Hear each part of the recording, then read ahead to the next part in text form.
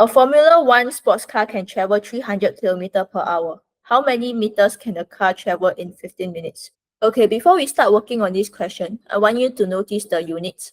For this, it says kilometer per hour, while this says minutes. So for the time, right, hour and minutes, they are different units. So we want to convert them to the same units. So 300 km per hour is actually equivalent to 300 km per 60 minutes. How do you read the speed, right? 300 km per hour just means that in 1 hour, the car can travel 300 km.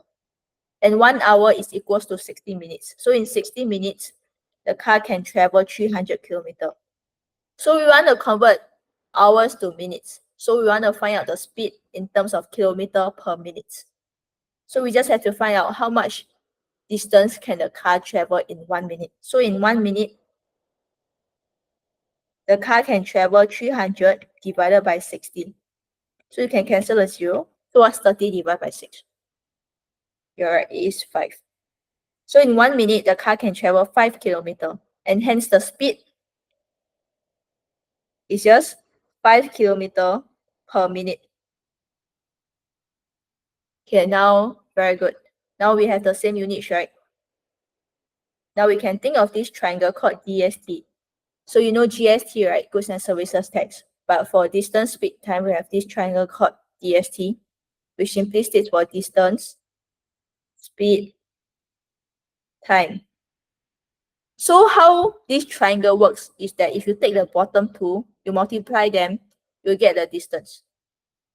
Similarly, if you want to get the smaller part, you'll take the bigger part, the one at the top, divided by the one at the bottom. So to get speed, you'll just take distance divided by time. Okay, so in this case, speed, we found out earlier, is 5 km per minute. So I'll just write here 5 km per minute. And for the time, we want the car to travel 15 minutes, right? So time is 15 minutes. So now they ask you how many meters can the car travel in 15 minutes. So we got the speed, we got the time, now we just have to find the distance. So if you take the speed, multiply by the time, you can get the distance.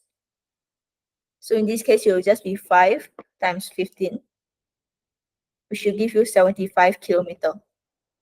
But the options are all in meter, so you just have to convert 75 km to meter.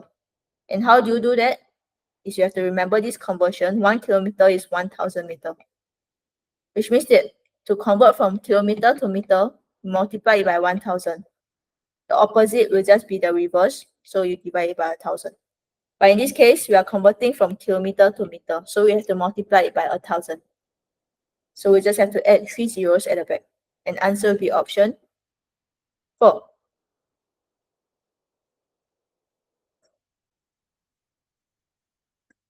It's a very lengthy question for a MCQ.